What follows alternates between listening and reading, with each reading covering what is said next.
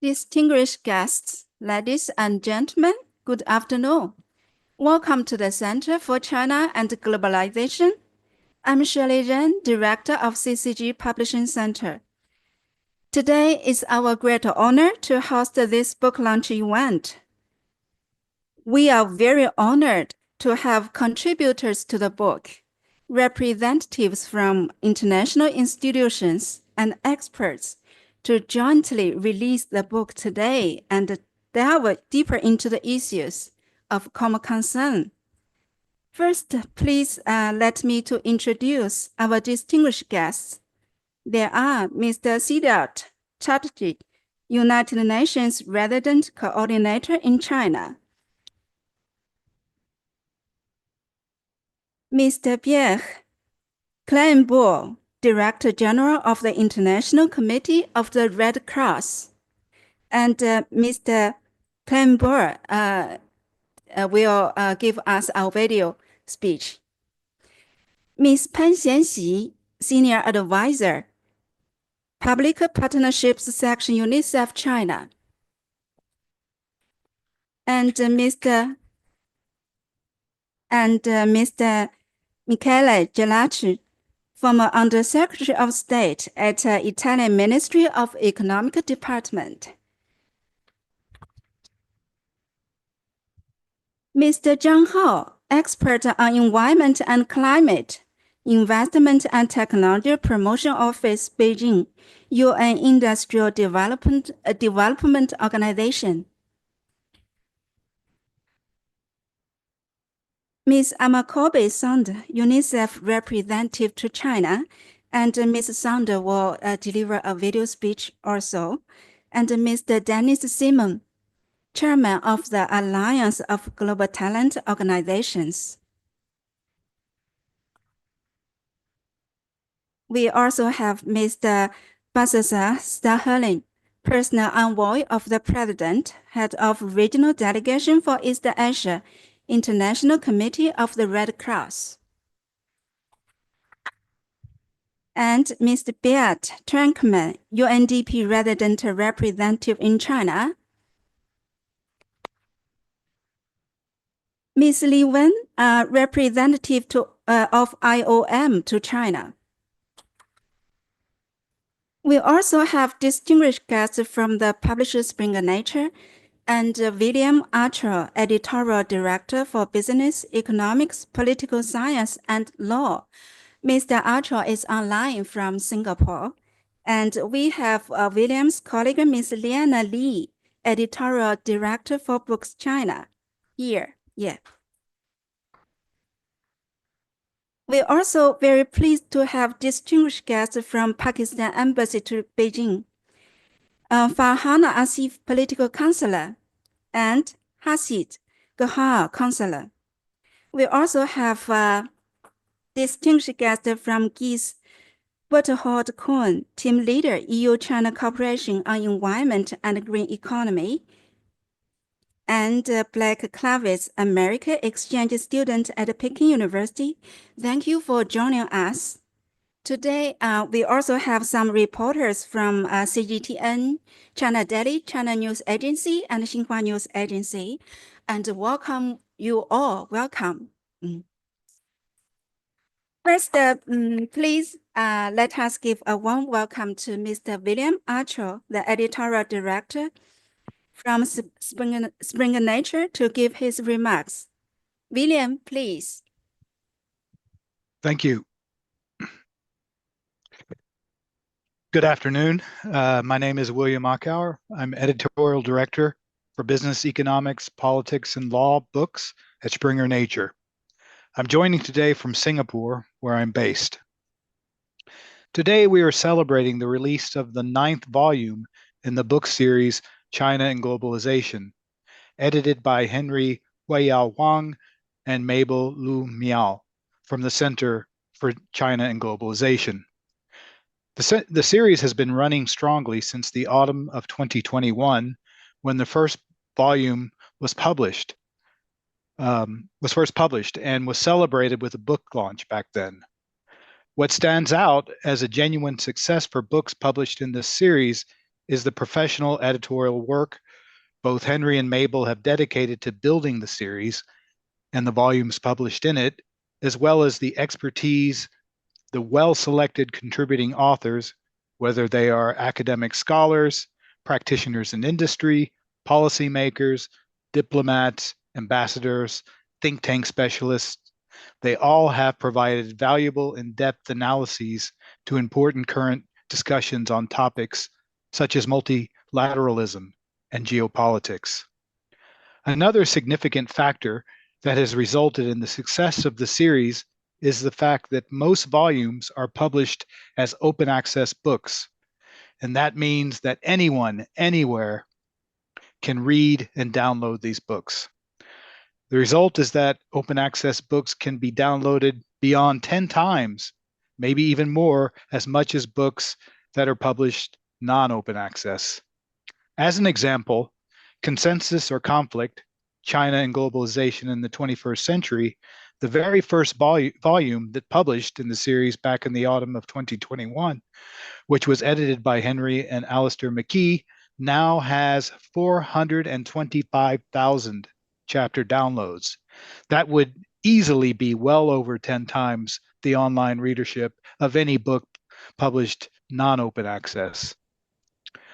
Other edited works in the series, such as Transition and Opportunity, Strategies from Business Leaders on Making the Most of China's Future from 2022, has 228,000 chapter downloads. China and the World in a Changing Context, Perspectives from Ambassadors to China, also from 2022, has 218,000 downloads. And The Future of China's Development and Globalization, Views from Ambassadors to China from 2024, just last year, 138,000 chapter downloads. A couple of authored volumes in the series have witnessed even more higher usage numbers, with one of them even into the millions.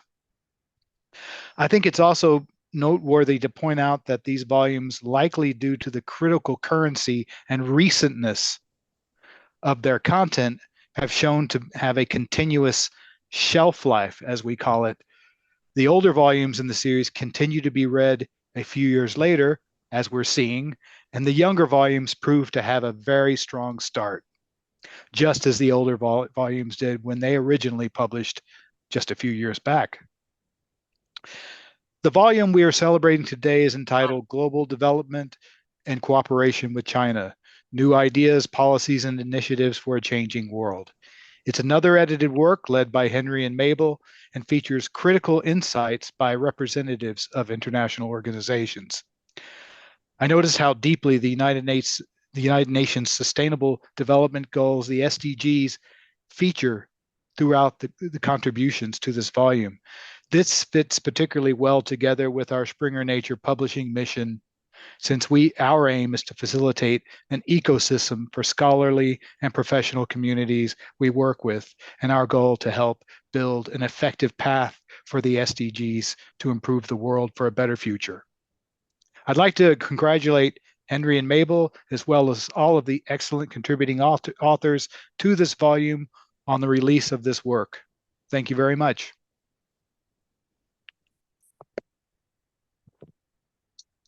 Thank you very much to William. Thank you for your continued support to CCG and China and the Globalization series. Now let's invite William's colleague, Dr. Liana Li, Editorial Director for Books China, to give her remarks. Welcome.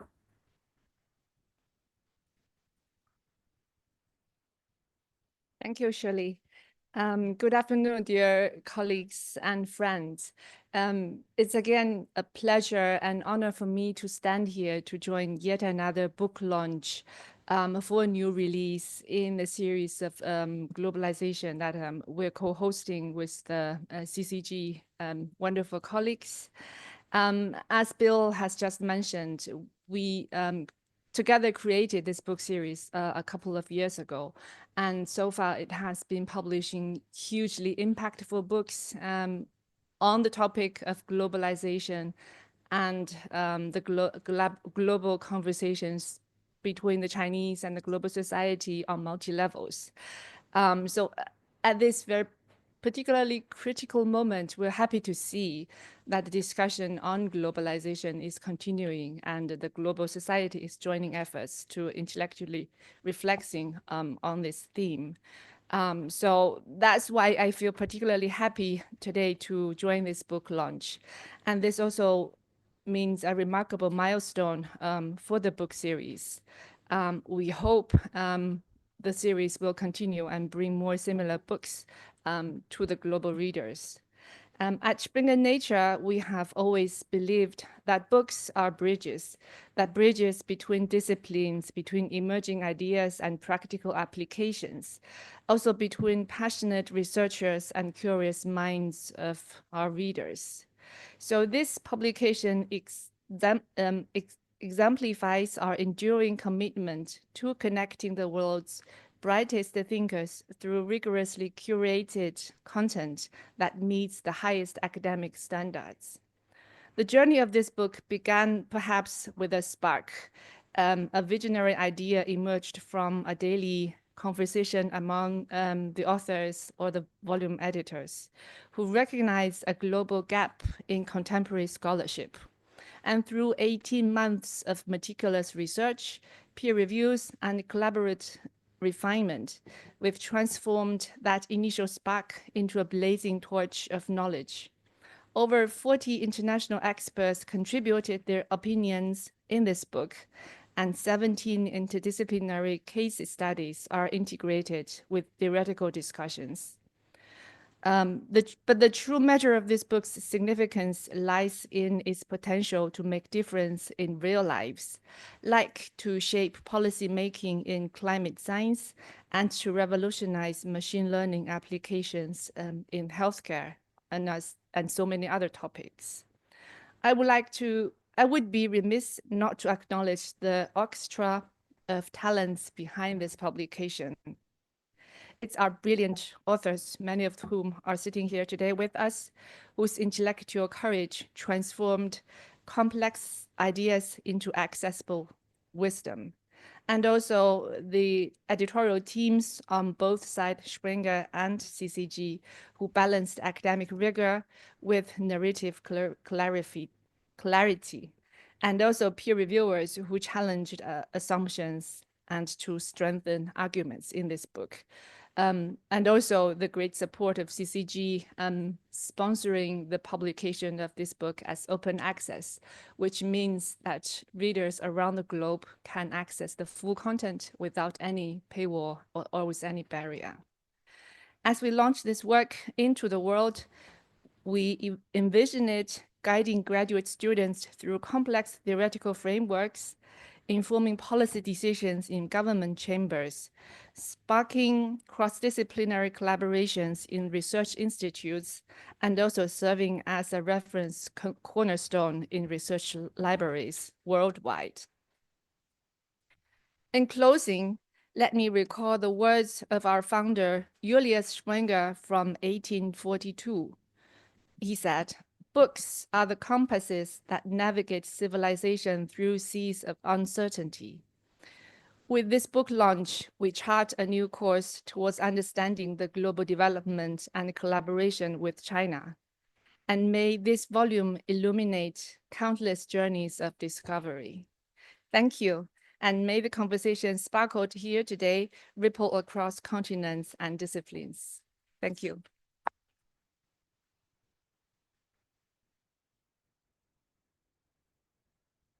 Thank you, Dr. Li. Thank you for your continuous support to CCG. And our sincere thanks also goes to your team member, Emily Zhang. Yeah, thank you very much for your support for publishing this book successfully. Okay, now let's invite Dr. Henry Huiyao Wang, the volume co-editor and president of Center for China and Globalization, to release this book. Yeah, welcome.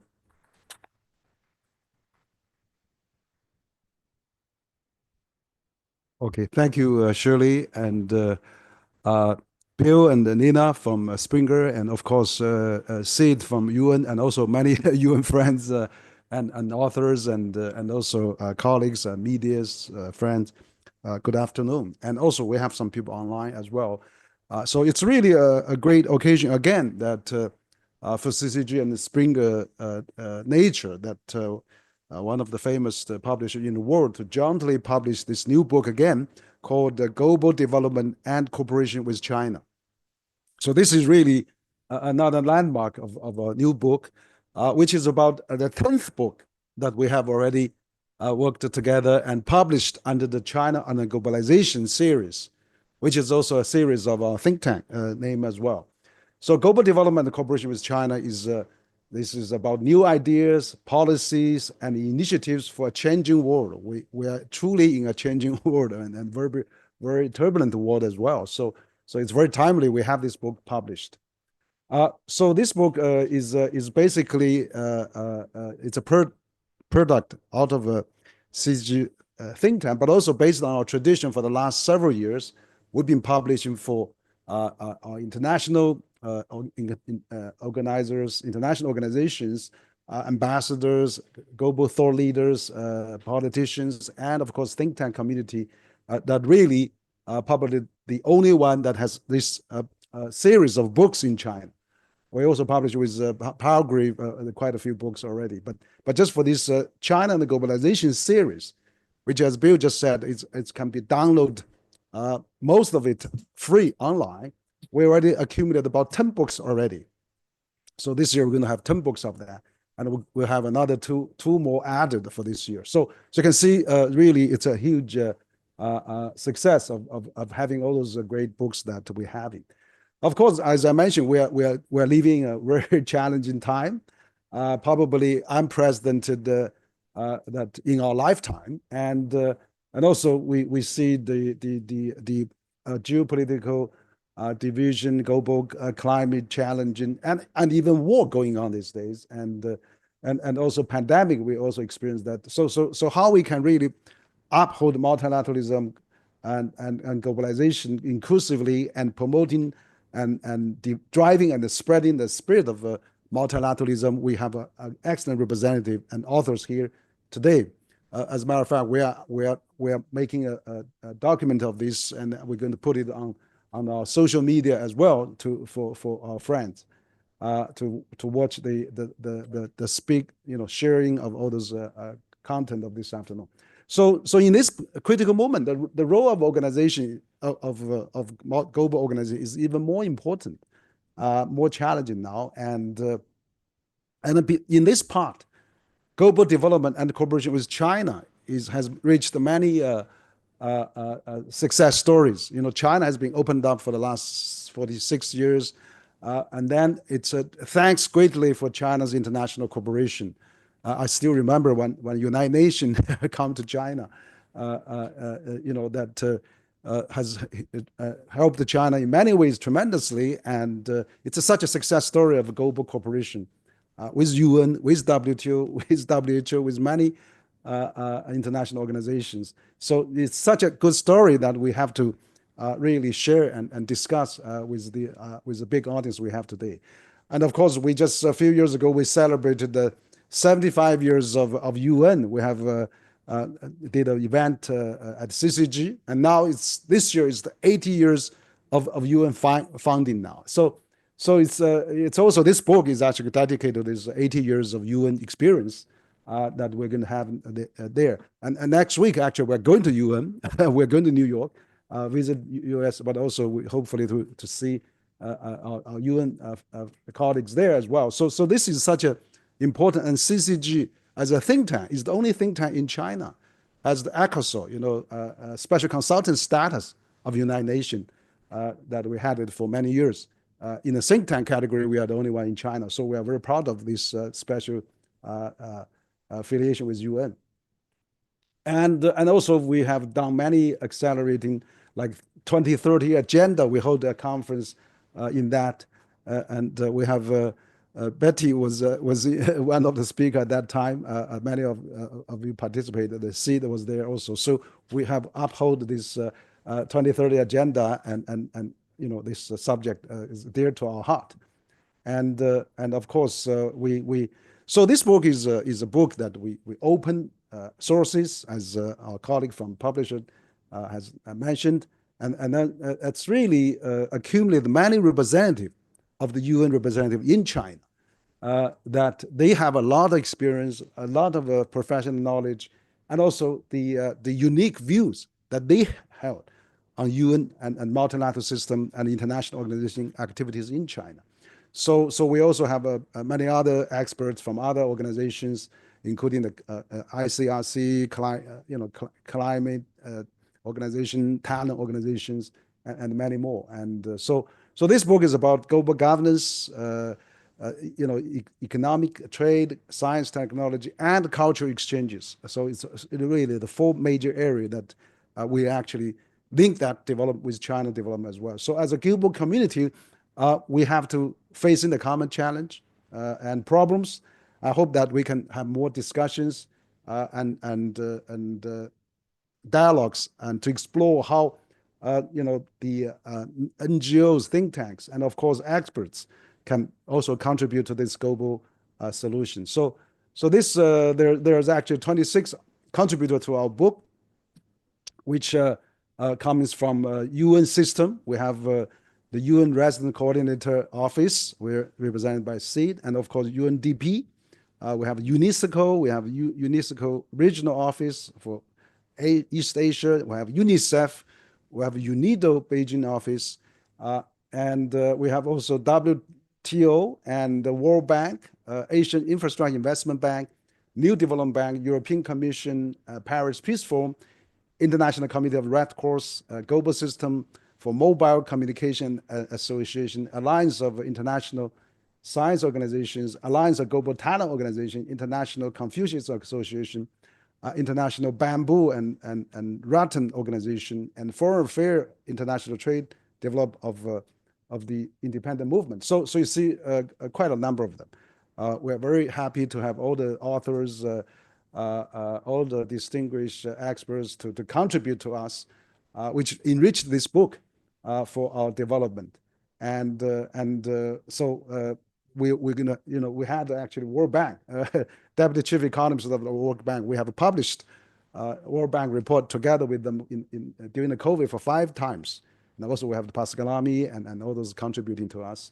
And of course, from CCG, we have Dr. Miao, but also Danny Simon is here representing AGTO as well.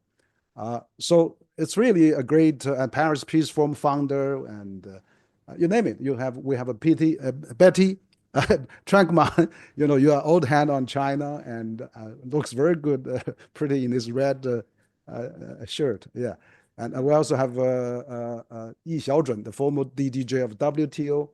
And of course we have New Development Bank, Vice President of New Development Bank contributing. So you can see all those VIP contributors. Of course, the table of contents, I'm not going to give you more of that. I will just skip that, but you can see that in the book we have proposed the new concept of a new book, Global Governance, as a part 1 of the program.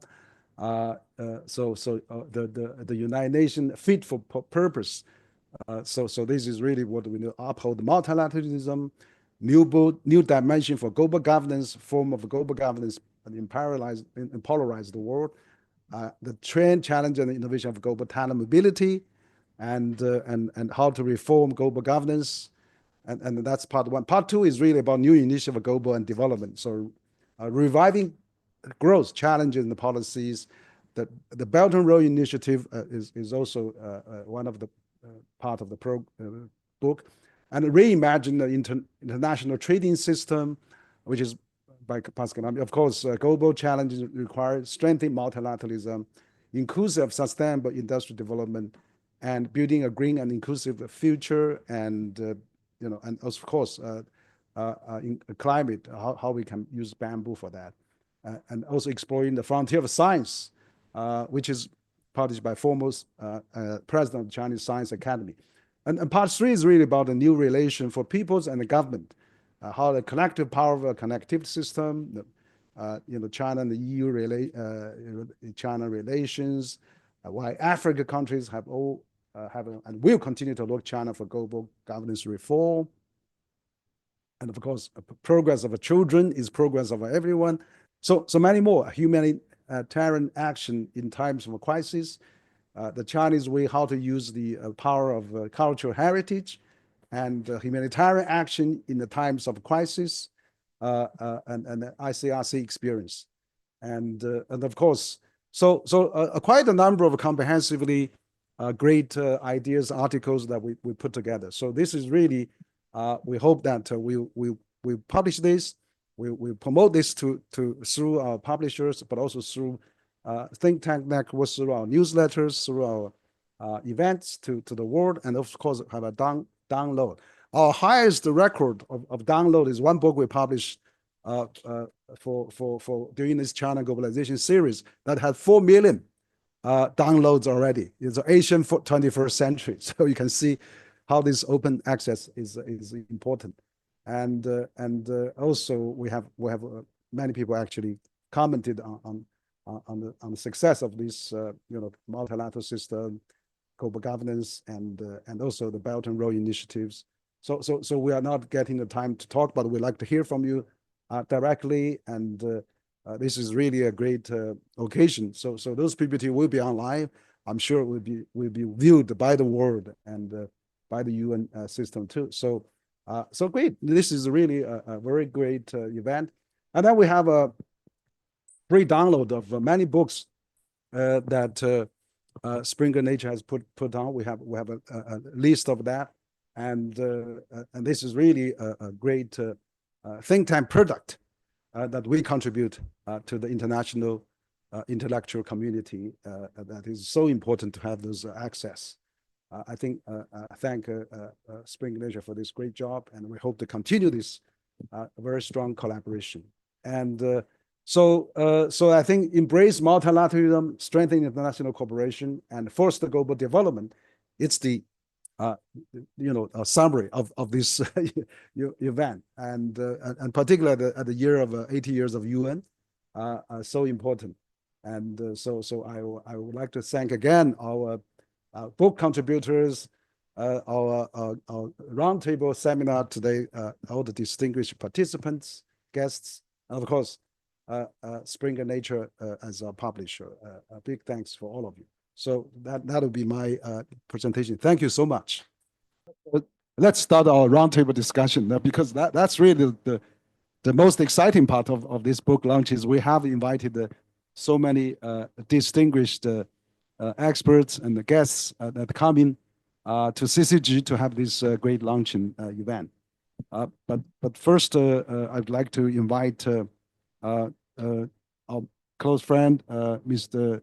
Sid Chatterjee, the UN resident coordinator in China, to give your thought and your ideas and your contribution to the book. So maybe you can give us some discussion. Thank you, Henry. Well, good afternoon, ladies and gentlemen, my colleagues from the UN family. Lovely to meet everybody around the table. Maybe I'll pick up from where Henry left off at, and he said that the UN came here and established an office. Actually, we established an office in China in 1979, when 90% of the population lived in abject poverty. And the per capita GDP of this country then was $180. And in fact, most of the Asian countries, most African countries actually had a higher per capita GDP than China. So, but over this last 4 decades, they have leapfrogged, and they've leapfrogged when the UN was at a time a net provider of aid, of financing, of ideas on poverty eradication. But not only did they leapfrog to get their per capita GDP, which at the current level at about $12,500. If COVID had not happened, perhaps they would have touched about $25,000 by 2025. And with 9% of the world's arable land, they feed 1/5 of the world's population. So there are interesting, important stories that China has to say. But we've also reached a grim milestone in multilateralism, a grim milestone that is being fractured by the polycrisis that we are confronted. We had a crisis of a health pandemic, which exposed the fragility of human health and health systems. We have a climate crisis, which looms like the sword of the Damocles over our heads and is an existentialist threat. We've had conflicts. It's not just Ukraine and Gaza, which are ongoing. We have close to 70 ongoing conflicts across the world. We have rising inequality. Every day, about 800 million people go to bed hungry every night, and we have about 1 billion meals wasted every day.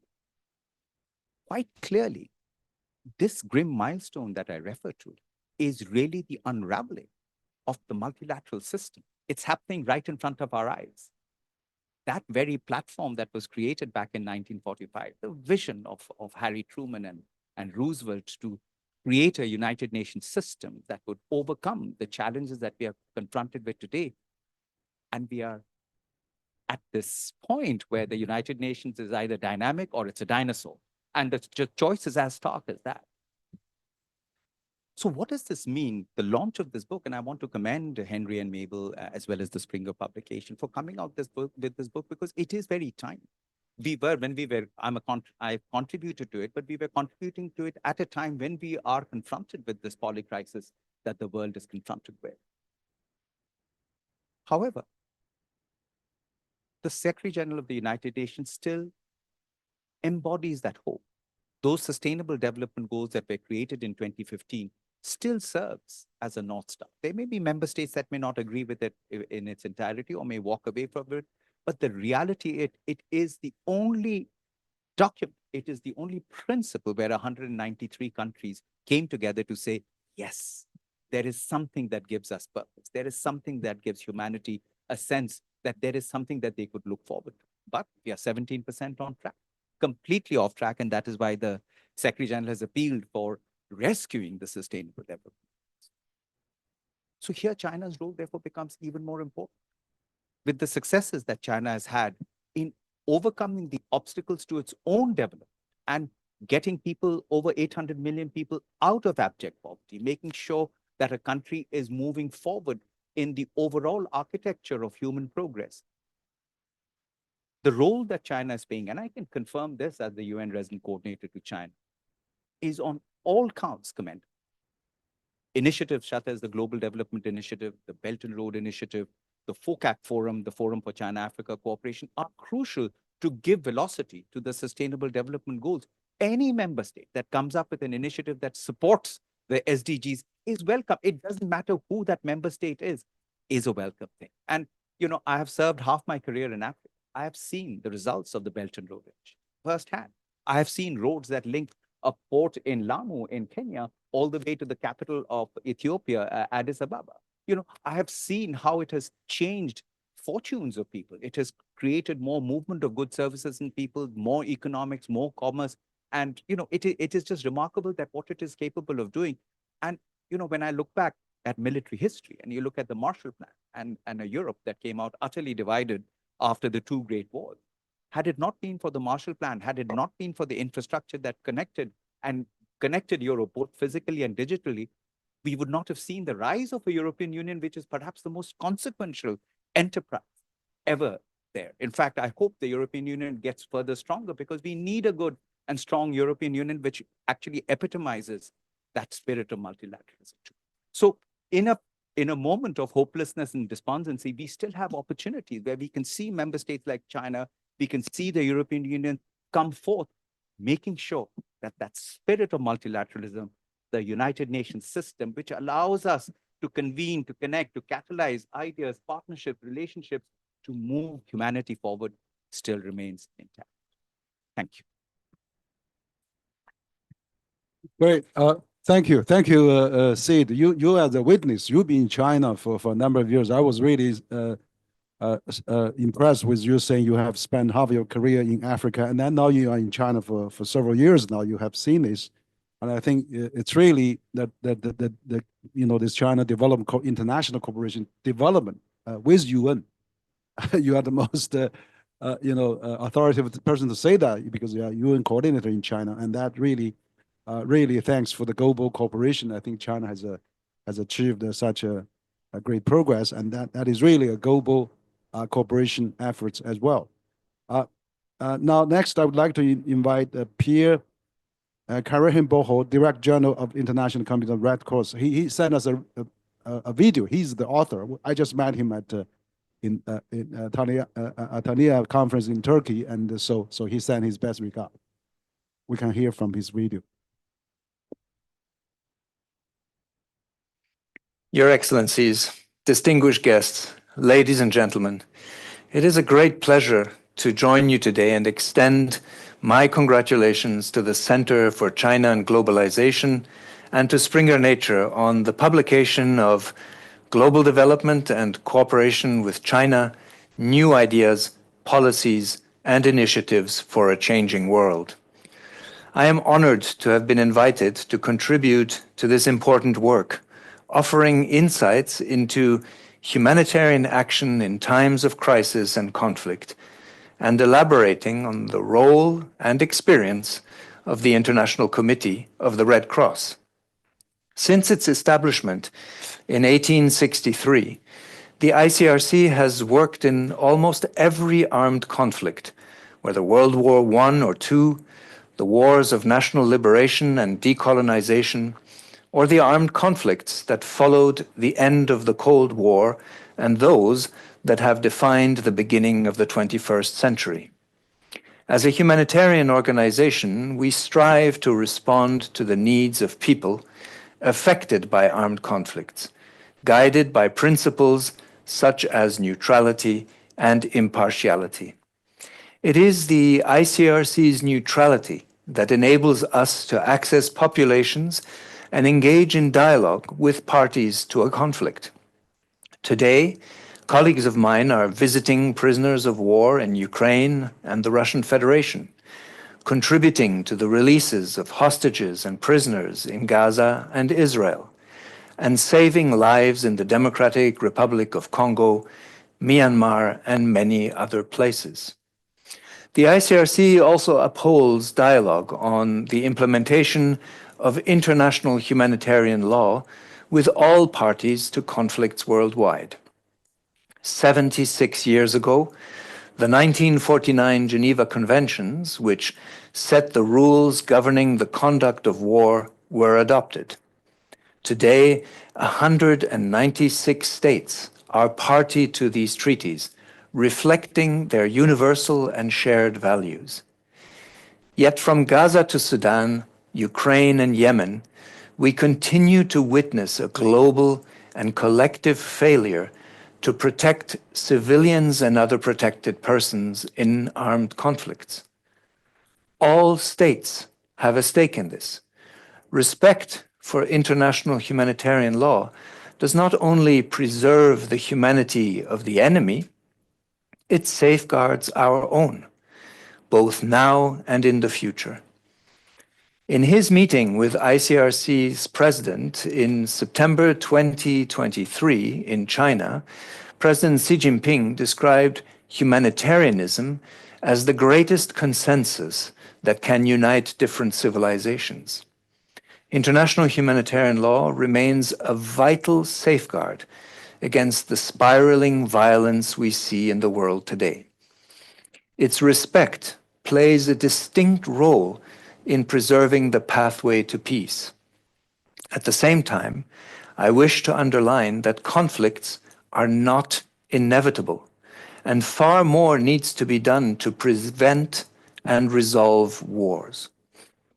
The ICRC is not the mediator, but we witness the extensive human costs of today's long-lasting and proliferating conflicts.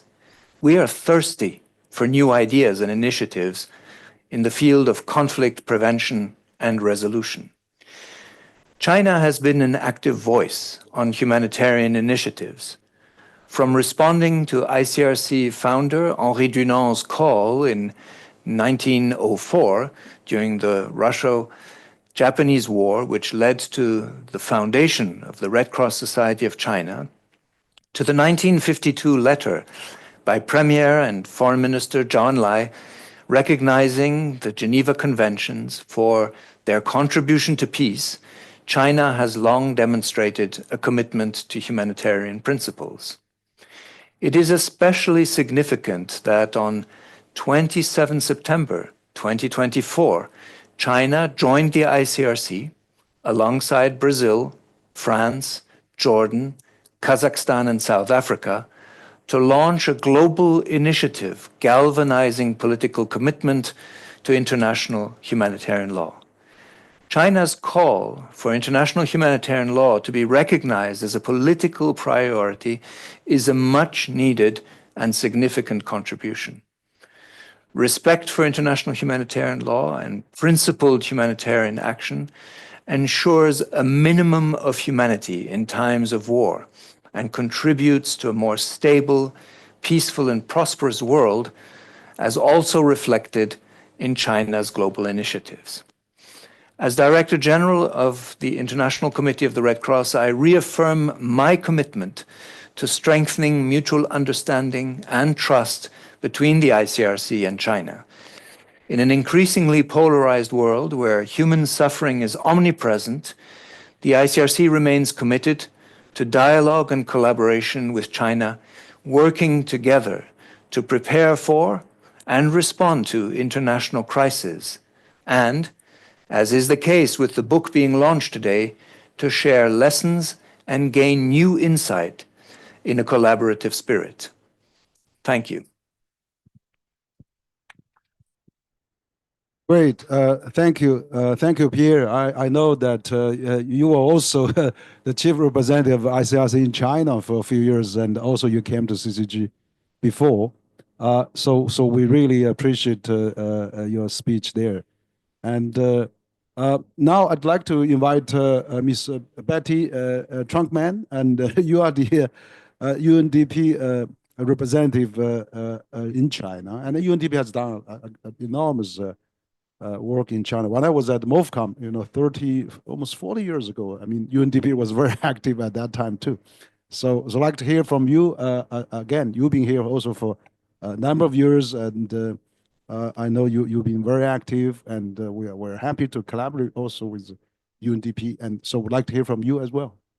Betty, please. Thank you so much, Dr. Henry Wang, and good afternoon, distinguished guests, my colleagues from the UN under the leadership of our UN resident coordinator. It's a true pleasure on behalf of UNDP to join you this afternoon for this book launch. And I think, as you, Dr. Wang, already said, and Sid elaborated, we live in truly tumultuous and uncertain times. And I think what we're seeing is that the compounding trends of increasing conflicts, economic shocks, geopolitical tensions lead to growing inequalities and social divisions. And at the same time, last year, yet again, broke all climate records, was the highest temperatures recorded on records last year. And so I think what this means for sustainable development progress is that, unfortunately, as the resident coordinator also pointed out, we are regressing. Development gains are under threat, and the casualty is, of course, people and the poorest of the poor. Worryingly, also in the Asia-Pacific region, we have seen SDG 13 on climate action, particularly going in the wrong direction, with considerable, an alarming regression that is driven by rising GHG emissions and climate-related disasters. And so, unfortunately, while we see challenges increasing, we see development finance, and this is what I was exploring a little in my contribution to the book, development finance actually dropping, and fiscal space and debt levels rising. So there is little room for investments actually in sustainable development. And I think against this type of context, international cooperation around multilateral agendas and platforms is not a choice. It's actually a necessity. And so last year's, I think, Summit of the Future underscored not only the urgency, but through the Pact of the Future that was agreed by all member states, reaffirmed our collective resolve to work for a better tomorrow with the SDGs and the 2030 agenda as our North Star. Now, China has a very important role to play in this, obviously. China is the second largest economy. It's in the world, it's a leader in South-South cooperation, and it can provide important contributions to deliver on the Pact of the Future, particularly in these areas of climate action and green finance, where we're seeing a lot of innovation coming out of China. China has, of course, demonstrated strong commitment on climate action through the dual carbon goals, peaking before 2030 and becoming carbon neutral by 2060.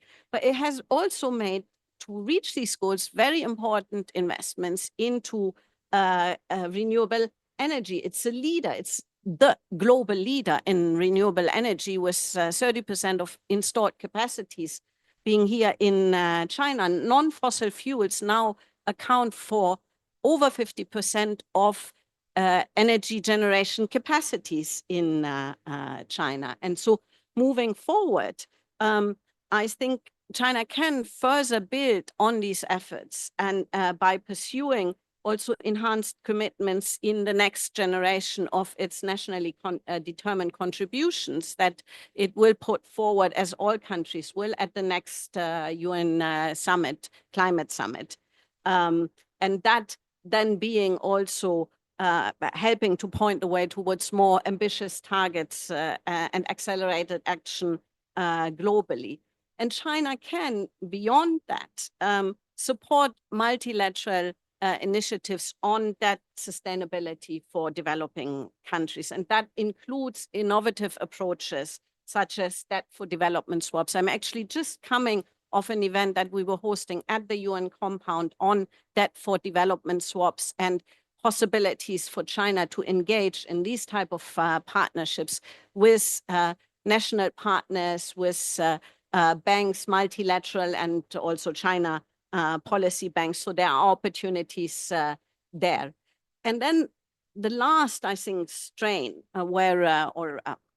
area of cooperation where China can make a decisive contribution is, of course, through its international development cooperation. It has put forward the Global Development Fund for South-South cooperation, and that can provide important possibilities to plug some of the financing gaps that for sustainable development that we are seeing in many of our developing countries that are squeezed through the consequences of the pandemic and rising debt levels and economic growth being down.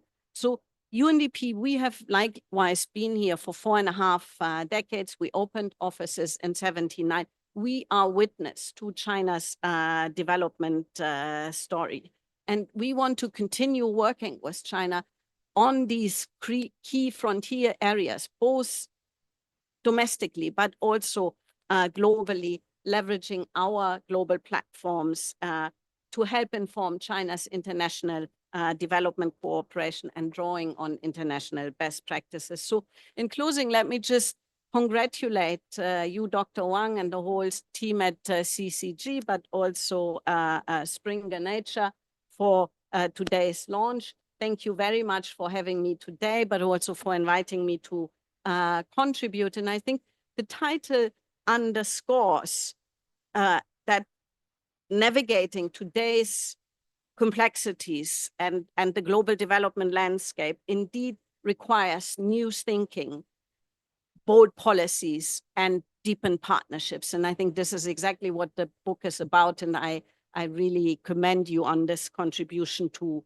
the debate. No country can do this alone, but I think together we can figure out the solutions that we need in driving sustainable development forward. So thank you.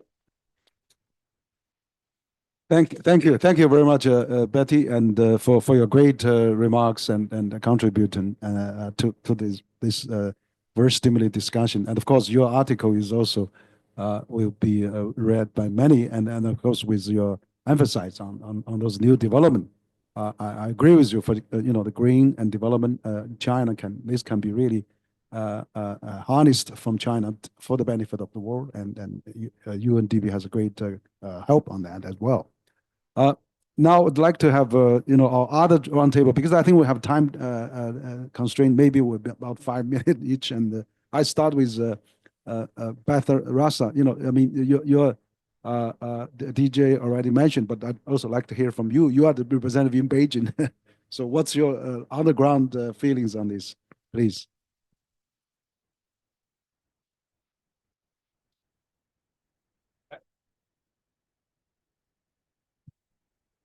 Yes.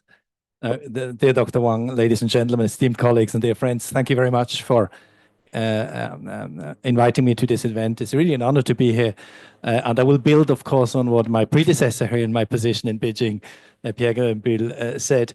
This book, and I had the pleasure to look at the e-version, it's very good that it's open access, is not merely a collection of articles, but I think it's a testament to decades of joint thinking, of partnership.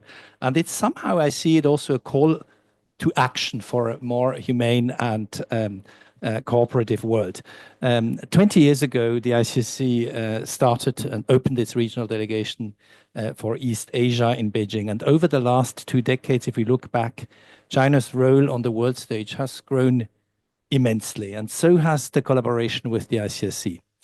Today, our dialogue with the Chinese government, with the People's Liberation Army, with the Red Cross Society of China, academia, think tanks, such as yours, and the private sector has reached new heights.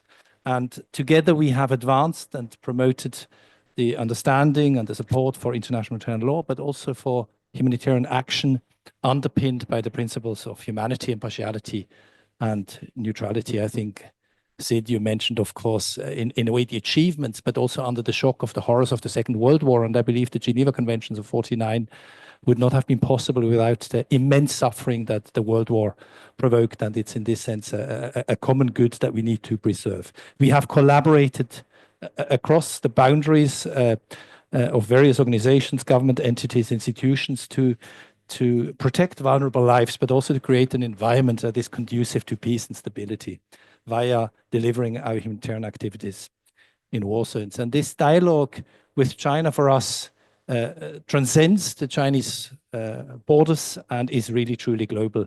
From New York to Geneva, in the scores of conflict zones, which is unfortunately the reality the ICRC works in, and in diplomatic hubs, I think the shared ambition resonates to alleviate suffering, but also to uphold human dignity, even in the worst of times. And this is all the more important as the world is particularly fractured, polarized, volatile, scarred by multiple wars. We count 120 situations that we qualified as armed conflicts. It's unprecedented in the 30 years I work for the ICRC.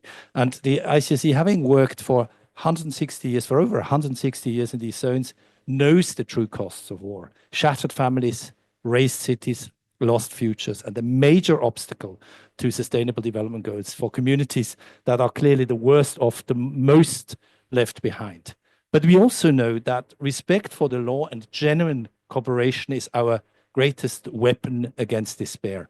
In 2023, when our ICRC President Mirjana Spoljaric came for this crucial visit, Pierre Grenbühl mentioned, to Beijing, she said the ICRC needs more support from China in advancing the international humanitarian cause. And I think we shouldn't see her words as a plea, but rather as a recognition of China's positive and growing leadership in this domain. And China has indeed answered positively. It was mentioned by Pierre Grenbühl last September. I think this is very significant.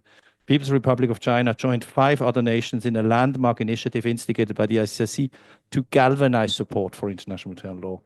And it's a testament to China's commitment to uphold this crucial body of law in a time when it is too often disrespected or interpreted in an overly permissive way on what is actually allowed and not allowed in armed conflict. And we see the pictures every day. As we speak right now, actually, a first consultation of all the high contracting parties on how we can reinforce the protection of civilian infrastructure is ongoing in parallel to this event. And as the President Spoljarich's personal envoy to China, I'm really inspired what lies ahead. Together, I think we can channel this momentum into action, delivering aid to conflict zones, empowering communities, and forging pathways to elevate respect for IHL as a political priority, which we strongly believe will also create and foster an environment more conducive to peace and stability. We will simply not make it, I believe, if we don't address the aspect of respect for the law. So, dear colleagues, this really brings me to the fantastic book that I could already consult and start reading, Global Development Cooperation with China. Within these pages, we find more than history, we find inspiration to tackle the future. In conclusion, let us remember, global development must build on our common and shared humanity. It requires a chorus of voices, a tapestry of collaboration. To Springer Nature, the Center for China and Globalization, and every contributor, and some of here virtually and live here, I would like to thank you for amplifying this message. Thank you very much. Thank you. Okay. Okay. Thank you, Bertha, for your also additional comment. Actually, in addition to your DJ, which is great. I think ICRC has a great roles to play for this multilateral system. Now I'd like to invite Ms. Li Wen. She's the Chief of Mission, International Organization of Migration, IOM, of United Nations. As a matter of fact, I was an advisor for IOM for 5 years. With former DJ there, but we are also worked with IOM for many years. We're having another event again together with IOM on the June 28th in Beijing on Global Talent Mobility Conference. So you are all welcome to attend. So Ms. Li Wen, please. Ms. Li Wen used to work with Ministry of Foreign Affairs as International Economic Cooperation Department, and used to look after international cooperation. Now has been working as a IOM for the last 7 years, 8 years. Okay, 1 year in China already. Okay, Ms. Li, please. Thank you, Dr. Wang, for inviting IOM to this event. Let me first join the previous speakers in congratulating CCG and Springer Nature on the publication. And thank you for dedicating the book to cooperation and development, which are the key to addressing many of the global challenges we're facing, particularly at this time of uncertainty. As far as international migration is concerned, as highlighted in the Global Compact for Safe, Orderly, and Regular Migration, any effective international migration governance must be built on international cooperation. International migration, when well managed, is a driver for sustainable development, benefiting both origin and host countries as well as migrants themselves. According to a research in 2024, for instance, 46% of American top earning companies were founded by migrants or their children. And as estimated by the World Bank, officially recorded remittances to low and middle income countries reached $685 billion in 2024, larger than ODA and FDI combined. In many parts of the world, migrants have strengthened the social and cultural fabrics of societies and are part of the solutions to aging populations. However, at the same time, we're also facing mounting challenges. The year of 2024 was the deadliest year for migrants, in which 8,938 migrant deaths were recorded. 120 million people were displaced due to conflicts, crises, and increasingly climate-induced disasters. And regular pathways for migrants from developing countries have continued to shrink. So to maximize the benefits of safe and orderly migration for both origin and host countries, and as well as migrants, and also to address the root causes of forced migration and protect the vulnerable migrants, international cooperation is essential. As a big origin country and increasingly a destination country, China has been playing an increasingly active part in international migration cooperation. China has taken a series of measures to facilitate cross-border migration and human mobility, including visa-free entry policies, enhanced support for migrant social integration, and most notably, the decision to explore the establishment of a skilled migration system in China. Within the framework of South-South cooperation, China has provided important assistance to help other developing countries to address their migration challenges.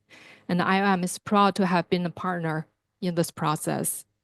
And before concluding, I want to express our deep appreciation to CCG for your important work to promote a positive narrative about migration and for your contribution to improved migration management in China. And we look forward to even closer collaboration with CCG and all other partners, including our sister UN agencies, to support China in leveraging safe and orderly migration for sustainable development, both in China and around the world. Thank you. Thank you. Thank you, Ms. Lee. Good for this great discussion. I think IOM has done a great deal in terms of facilitate China migration, talent mobility, and particularly, I saw you news yesterday. You were inspecting the Shanghai entry and exit for facilities to make it more international, which is great. Thank you for that. So Dennis, I'd like to invite you. You are the chairman of the Global Alliance of Global Talent Organization, but also former vice executive chancellor of Duke Queensland University, and many more titles in before. But what's your take on this 5 minutes sharing? Thank you. Great. Well, I may be the only American in the room, and I say that with great hesitation, and because I may not therefore be the most popular, and some of the turbulence that has been referred to clearly has its behaviors by perhaps in particular one American president who is back with us again. But I think that we face a dilemma, I think, in this room. We are all part of what I call the Church of the Converted. Everybody in this room in particular is committed to principles, policies, values, and norms that we discussed today, and so far, and probably will continue. But there are naysayers out in this world, and I think face. But I think, this book and all the books in the series, all have come to a certain perspective, and I kind of want to narrow it down to really one fundamental question, and that is that given the shifts that we are seeing in international affairs today, and particularly the shifts that we're seeing right now in policy by the United States, are we saying that China will replace the United States as the so-called new beacon of light? And that with China's leadership in the world, perhaps we can find a new pathway to get ourselves out of the current dilemma. And if not China, who? Or if not China, what? So in other words, there's a lot of roads that are leading to, that the answer to the question has something centrally to do with China's new role in this world. And it is, in fact, what Sid said. It is a product of China's success that it may find itself in this position. And then the big question comes, does China want to accept the leadership role to play this position? The United Nations, we can say many things about the UN, but one of the things is that it's very clear to address the current problems of today, we can't rely on a linear extrapolation that sets us to a better place. I think that the turbulence of today means that we must have some kind of disruptive innovation to solve these problems, that we can't simply look back for the answers and say, well, we once had, a good world or a pleasant world or a better world or whatever. We need some kind of new mechanisms, new alliances, new cooperative practices, because the ones that we've had will not lead to help us solve the issues of the day. I'm really happy to hear that the Sid spoke so honestly and so directly and frankly so bluntly about the situation that the world is in today. I don't think we have people in the world knowing as much as we just heard about the human condition today. Those of us in this room recognize we can't be like an ostrich and stick our heads in the sand and make believe that these problems are not there. And just to pick one of them, climate change. I think a lot of people were counting that the United States and China would find common ground on climate change issues, and yet we have a new leadership that not only denies the existence of climate change, it's not going to act very directly if current commentary is in fact hold true. International relations tells us that all states face a common security dilemma. Big states, small states, they all face a dilemma. And so how they address that dilemma is really a function of their history, their culture, and the politics that are within those countries. But how do they collectively, as a group, face those kind of dilemmas, and also the global problems that we're currently facing today? I think that is a big question. And I think that we now have a leadership in China, and the training of people over the last 25 years, partly in public policy and economics and in a number of fields. There's now a critical mass of people in the Chinese leadership who really have an understanding of these problems. Before, China was much more of a passive actor, but now I think China is ready to step up to this. And clearly, we are entering a stage that we could default to more beggar thy neighbor policies. We could end up with a series of policies where basically said, well, everyone onto his own. And as Donald Trump says, make America great again, and I only care about America. We face a really big danger right now that we cannot default back. And I really am very concerned that we're looking for the answers in the past.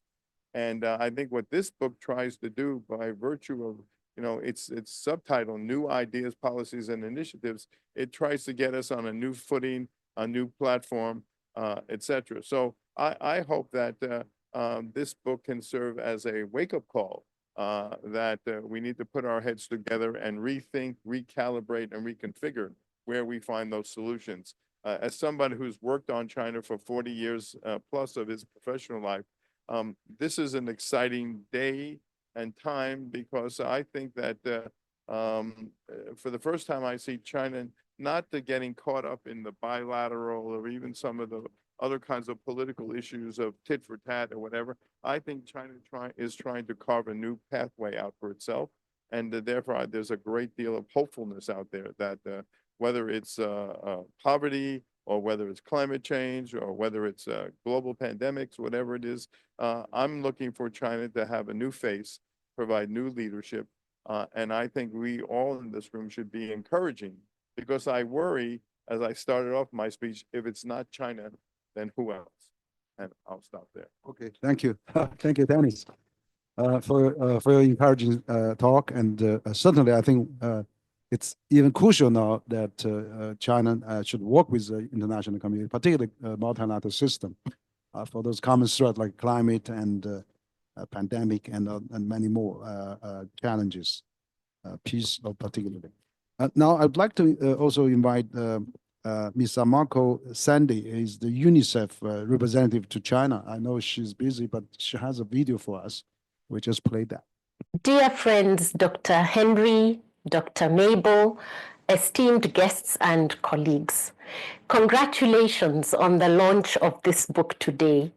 I am honored to have contributed to the book, with huge thanks to CCG for the invitation. The progress we are making towards the Sustainable Development Goals for children is crucial for creating a sustainable and an equitable future. Children are at the center of the SDGs, and their well-being is a powerful indicator of our collective progress and what the future will look like. As the world faces complex and ever-evolving challenges, including climate change, conflicts, and the global funding cuts to humanitarian and development programs, we cannot overlook children's rights. Children are especially vulnerable, with unique circumstances and needs that must be placed at the center of the international development and cooperation agenda. China has been a significant and steadfast partner in international development, working closely with UNICEF to support children's rights and well-being. Through South-South cooperation, China has helped improve maternal, newborn, and child health, nutrition, and education in various countries.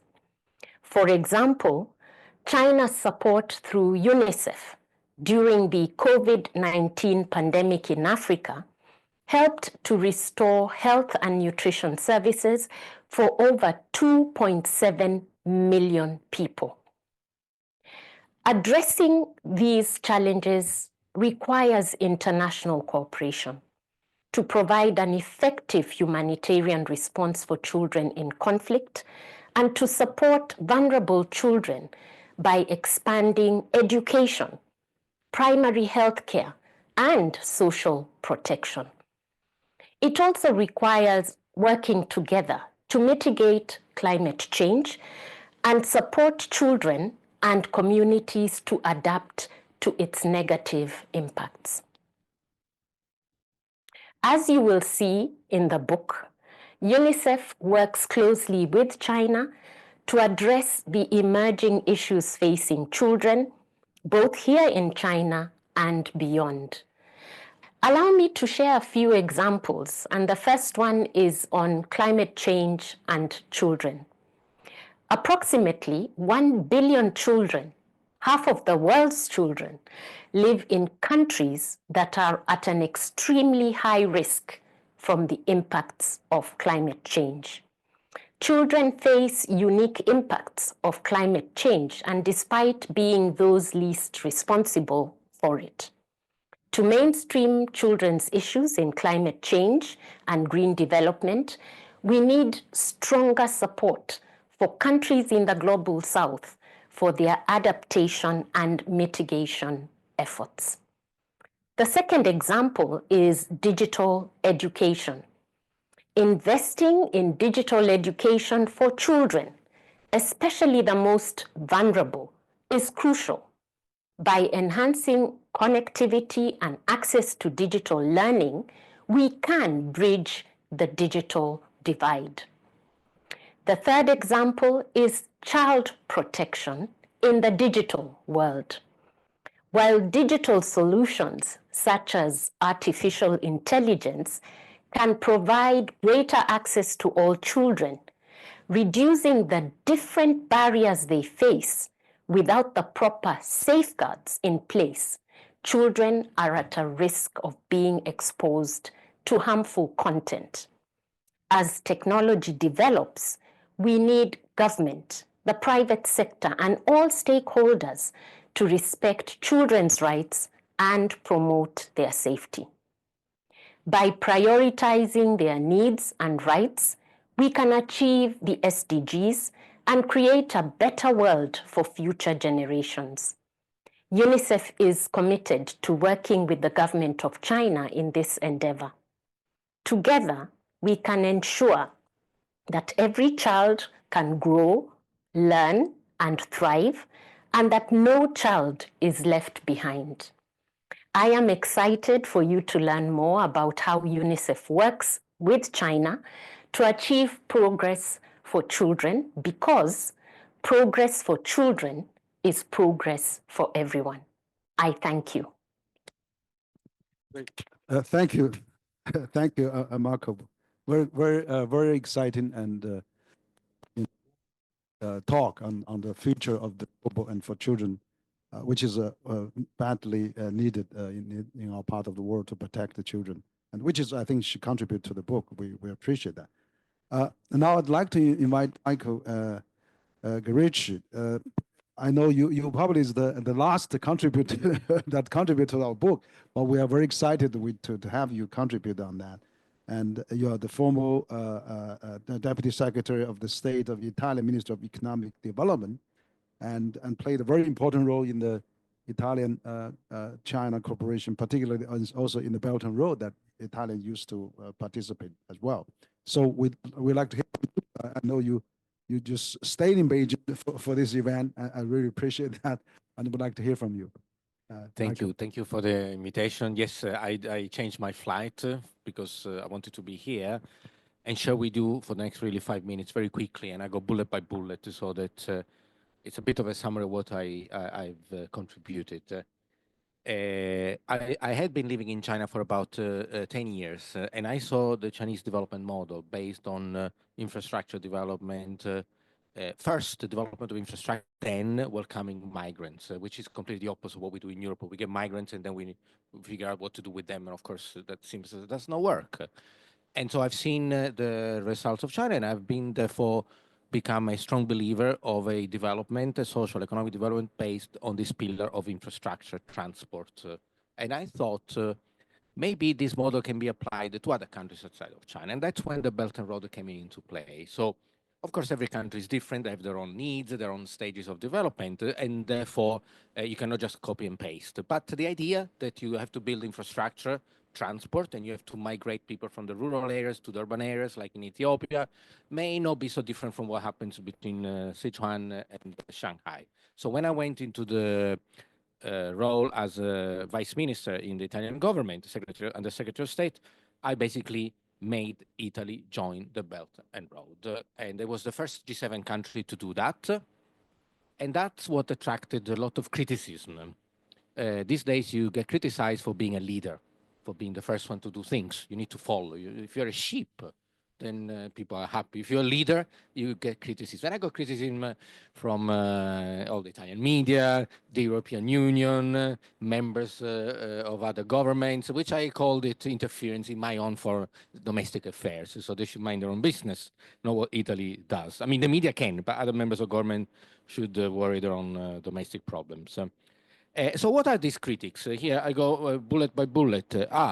The China Belt and Road is a debt trap diplomacy, so countries fall into the debt trap. China charges high interest cost, and there is lack of transparency. So these are the three questions, and my very quick three answers is debt trap diplomacy. What does it mean? If Sri Lanka cannot pay back their debt, I take a very cynical approach. I care about my own country. I don't care what happens in Sri Lanka. I don't care, in a very cynical way about what happens in Montenegro. It's their own problems, which I'm happy to address and solve. But my duty is to do the interests of my people, not of the people of Sri Lanka. And we do know that, of course, some projects fail. And we cannot just highlight just a failure or problematic problem as an indication of a systemic failure of the whole BRI. At the end of the day, it's a willing lender with willing borrowers. If the government of Sri Lanka cannot handle their own domestic finances, it's also part of the problem. So that's my first answer. Second answer to the China charges high interest rates. It is true, and it is irrelevant, because of course, the World Bank, and I make a simplification, lends to sovereigns, and China lends to mines, infrastructure, and of course, the risk of those projects is higher than if you lend to sovereign countries. And therefore, of course, interest rate must be higher. So for me, the fact that the average weighted cost of loans that China charges to the 150 countries that are part of the BRI is both true and not a criticism. It's actually the way things work in finance. Project find interest cost based on the level of risk. And China does that thing, extra, more risky project, just because it does development. It does not do assistance to finance like the IMF and stuff like that. Third, the lack of transparency. Lack of transparency is a very strange thing, because in the document that we had Xi Jinping sign with us, with the Italian government, we actually persuaded relatively easy China to word it in a way that China committed to climate goals, to level playing field, reciprocity, adhere to the UN Charter, basically all the stuff that we in the West criticize China for doing, and that I managed to get China to agree on. I got critics because I don't know what. So there's a lot of ideological thing. And I think the bottom line is just people didn't want this Belt and Road to succeed, because I think there's a competition. There's competition with other projects. They don't want China to dominate Africa. It has to be only France, not other people, and so on. So what I think is the bottom line of all this is that when Italian Prime Minister Meloni exited the BRI last year, I myself was a critic of her decision, because she did not really articulate any logical reason for exiting the Belt and Road. So she went on a ramble about did not bring benefit. And I told her, listen, Georgia, it's 4 years of war, of COVID. What kind of benefit do you expect when M&A cannot be transacted because managers cannot fly? And if you think you gain benefit from an infrastructure development project in 36 months, you really don't understand what is it that we are talking about. We are talking about a plan that goes on for 20, 30, 50 years to develop Africa, Asia, and Latin America. So it's also a short-term view that she didn't understand. And finally, so then you can read the rest of the chapter, I don't tell you everything. The Belt and Road is a free option. So I put my hat as a professor of finance. You do never give up a free option. Governments open the road, the path for companies to do business with each other. So I opened the path for Italian company to do business with the Chinese company, with company from Africa, from Southeast Asia, if they want. We are it's company that do business with each other. Government open the opportunity, and then companies walk that path. So you never force or block this opportunity for companies, because it means that you take the rag out of the feet for those who actually voice. And this is really the the most fierce criticism that I make to my prime minister and to all the other countries in the world that do not join the BRI. It's a free option. You join. You sit at the table. If you complain that China does something unfair, non-transparent, you sit at the table and you watch it. You monitor it. You go around and participate in those projects. You go to Congo and see what happens with the cobalt mine instead of sitting in front of a computer in Rome. So I flip all the criticism that is, of course, alleged in some way as actually a reason for joining it. And my goal is really to make the European Union join the BRI, and the United States in the randomness of your new president, your president. No? I think there could be a situation where the US may see that we need to play in the same field. Thank you very much, Henry. Okay, thank you, Michael. That's good. Very good. Your first-hand experience in working with China on this multilateral project, BI. So I think it's a good recovery. We'd like to read your detailed contribution to this book. Now I'd like to also invite Ms. Hong Yung Pan. I mean, I know you also a senior advisor, public partnership section of UNICEF of China, and which is great. And I know your father has done a great deal of SDG 2030 at UN as a Secretary General. So appreciate Ms. Pan your speech as well.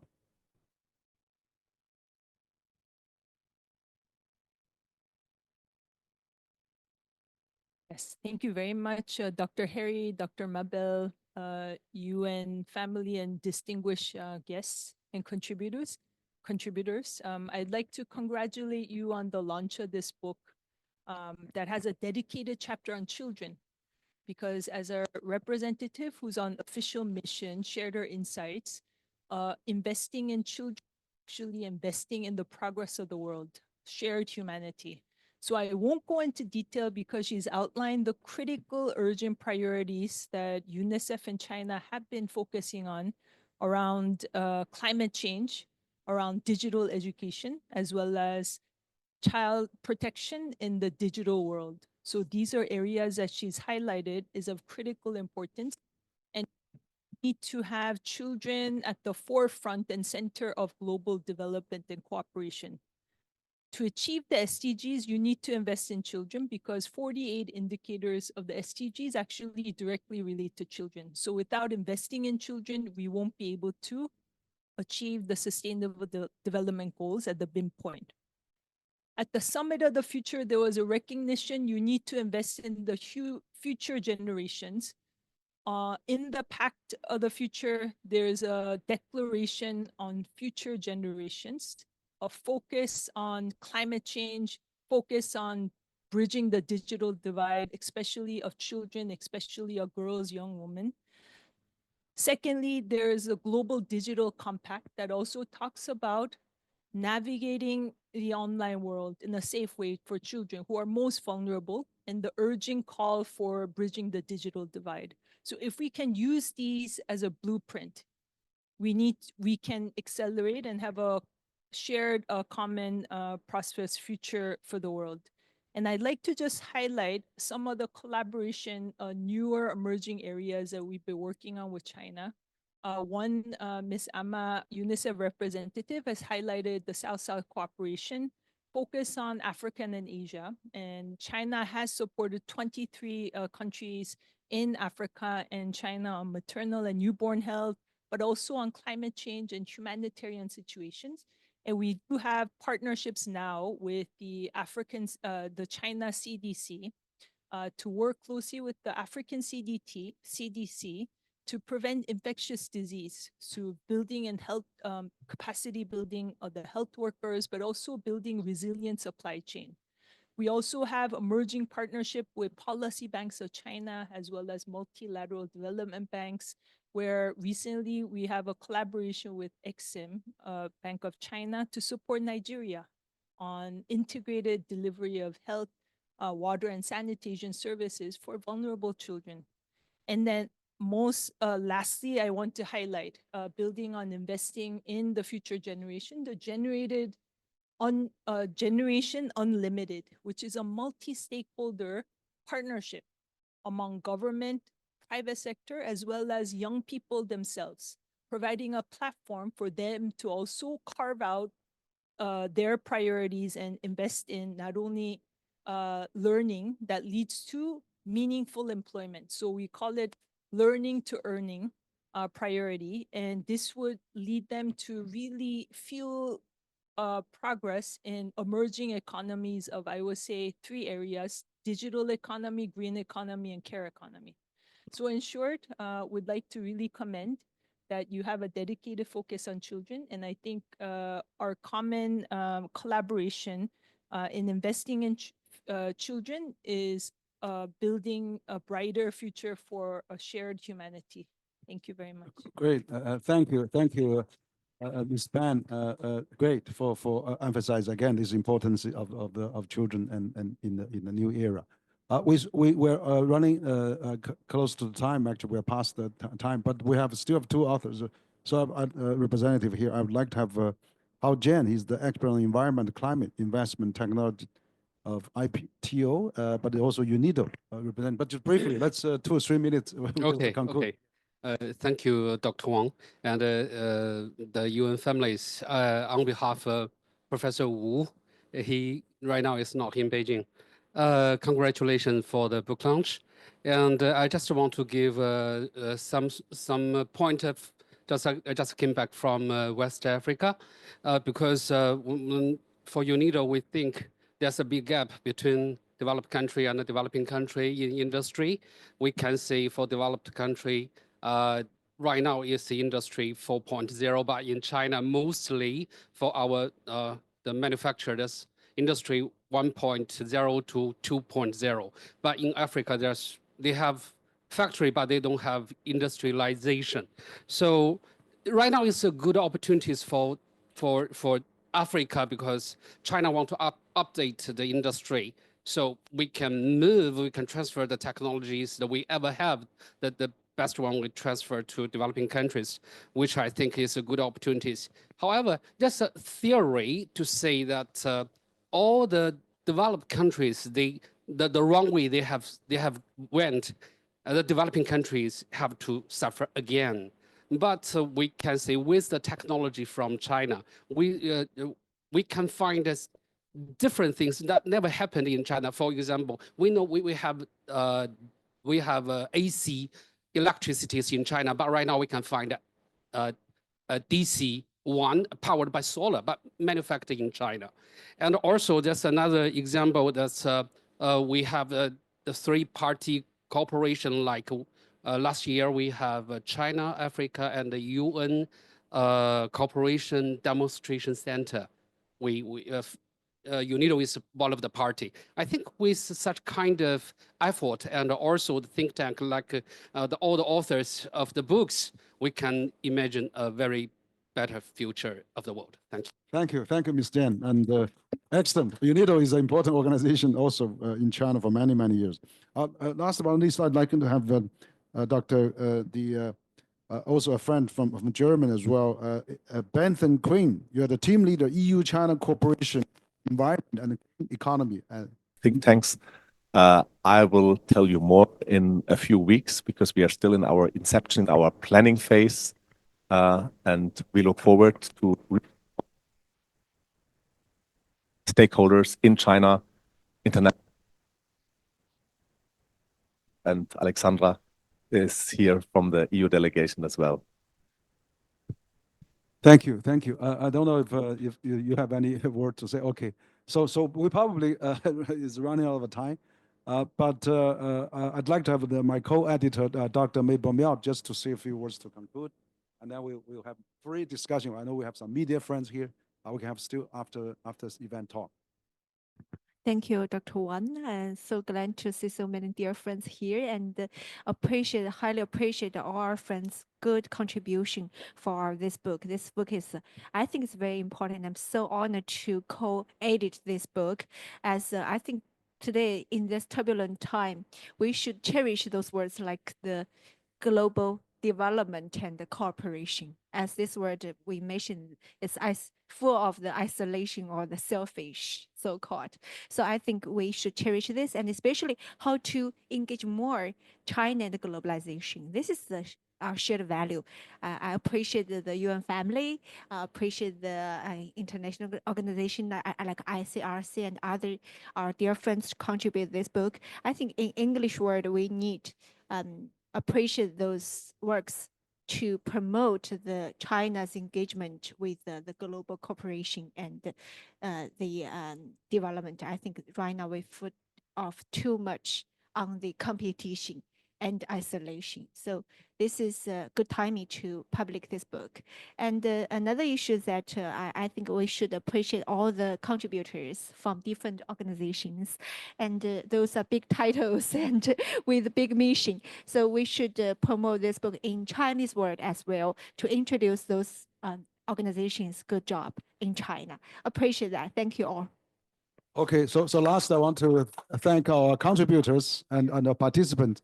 And our Springer Nature, Dr. Li is still here, and Emily is still here, and of course also our publishing center, Shirley, and many more. So I really thank all of you for coming, and we actually have this online, and we can read it and watch it, and we'll send it and we'll promote this book, which is a very timely book. And thank you all very much for coming. Thank you.